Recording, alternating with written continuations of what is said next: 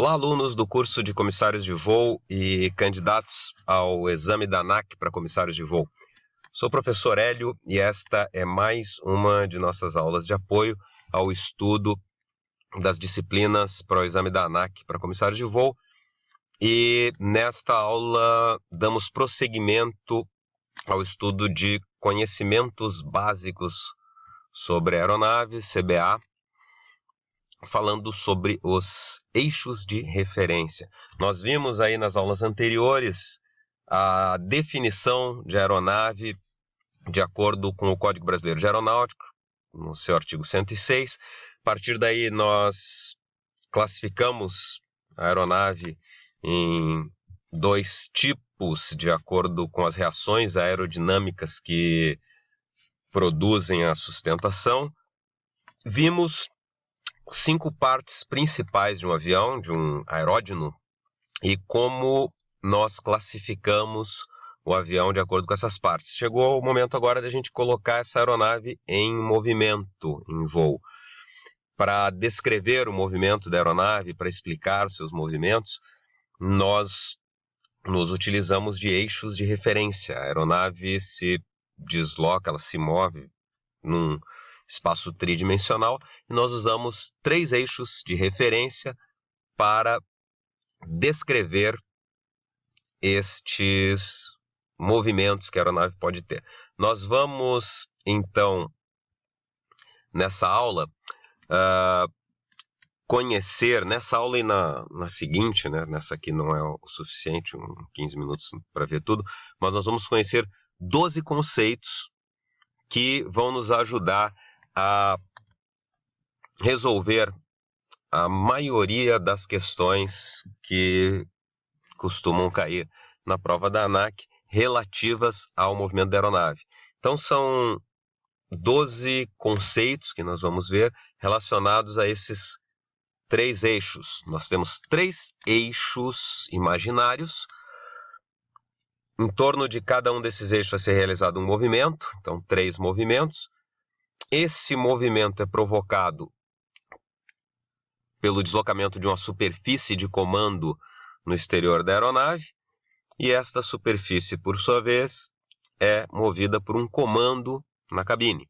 Então nós temos 3 eixos, 3 movimentos, 3 superfícies de comando e 3 comandos, totalizando 12 conceitos. Se nós soubermos esses 12 conceitos, é suficiente para resolver uma infinidade de questões que costumam cair aí. As questões são recorrentes, que acontece quando o piloto inclina o manche para a direita, qual é a superfície primária de comando que provoca o movimento de arfagem, questões dessas aí que são facilmente solucionadas com o conhecimento desses 12 conceitos, que se iniciam com o conhecimento dos eixos de referência. Antes de falarmos dos eixos de referência propriamente ditos, nós devemos conceituar centro de gravidade.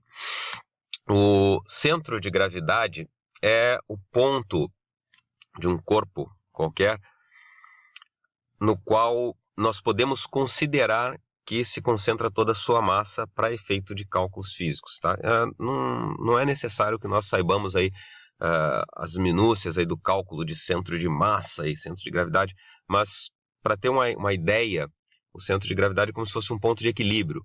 Se nós pudéssemos concentrar toda a massa do corpo em um ponto só, esse ponto seria o centro de gravidade, para que esse corpo concentrado tivesse o mesmo comportamento que ele espalhado. Tá? Então, um avião, por exemplo, cada parte do avião tem o seu peso. Mas se nós fôssemos fazer com que o peso atuasse nesse avião através de uma corda que puxasse o avião para baixo, essa corda seria amarrada no centro de gravidade. Outra forma mais interessante aí da gente entender isso aí é como se fosse um ponto de equilíbrio.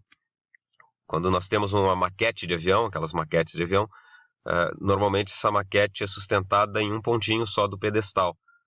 Esse ponto tem que ser o centro de gravidade. Se eu colocar à frente do centro de gravidade, a aeronave cai para trás. Se eu colocar atrás, cai para frente. Tá? Lógico que ali na maquete a distribuição de peso não é a mesma da aeronave. Né? Normalmente numa aeronave os motores são bem pesados, o que puxa o centro de gravidade para frente. Então na maquete ela é presa um pouquinho mais atrás. Mas é interessante saber que existe um ponto na aeronave, um ponto imaginário, que é o seu centro de gravidade. Os eixos de referência vão passar pelo centro de gravidade. Os eixos de referência são imaginários. Você não vai encontrar lá na aeronave uma barra de ferro, de alumínio, de madeira, de fibra de vidro que seja o seu eixo de referência. Elas são entidades imaginárias que nos ajudam a entender os movimentos da aeronave, e esses eixos são 3. O primeiro eixo é um eixo vertical. É uma linha vertical que passa pelo centro de gravidade da aeronave. O que é uma linha vertical? Se você pegar um barbante, um fio bem flexível, e colocar um peso em uma extremidade dele e segurar pela outra extremidade, ele vai se alinhar em direção ao centro da Terra. Essa é a linha que nós definimos como linha vertical. Então, se eu passar uma linha vertical pelo centro de gravidade da aeronave, esta linha estará representando o seu eixo vertical. Nós temos mais 2 eixos, ambos são horizontais, então a gente não fala eixo horizontal. Cada um dos 2 eixos horizontais vai ter o seu nome. O eixo lateral ou transversal, esse eixo tem 2 nomes, lateral ou transversal, ele passa de um lado ao outro, mais ou menos no prolongamento da asa do avião. Normalmente a asa está ali próximo ao centro de gravidade, então o eixo lateral ou transversal vai passar ao longo da asa do avião, passando pelo centro de gravidade, ou seja, cruzando com o eixo vertical. Então imagine que você está olhando a aeronave de frente. O eixo vertical e o eixo lateral vão formar uma cruz e se cruzam no centro de gravidade da aeronave. O terceiro eixo é o eixo longitudinal, que ele é ao longo da fuselagem, como se fosse uma linha que passa do nariz à cauda da aeronave, ou nessa direção, talvez um pouco acima, um pouco abaixo, passando pelo centro de gravidade, pelo CG. Então, o eixo longitudinal forma 90 graus com o eixo vertical no plano vertical e forma 90 graus com o eixo lateral no plano horizontal. Se nós observarmos o avião por cima, nós vamos ver o eixo longitudinal formando uma cruz com o eixo lateral. Então eles formam esse sistema aí de 3 eixos, todos com perpendiculares entre si, né, formando 90 graus de ângulo uns com os outros. E nós temos 3 movimentos. Então é importante que o aluno visualize esses eixos, tá? Faça um desenho, pegue uma maquete, veja ali para entender bem os eixos, para poder compreender os demais conceitos. Aqui nós vamos começar com o movimento. Então, em torno do eixo lateral, nós temos um movimento de arfagem. Uma coisa que costuma confundir, a gente pensa, eixo lateral, então é de um lado para o outro. Sim, o eixo lateral é de um lado para o outro. Mas o movimento em torno do eixo lateral é nariz para cima, nariz para baixo.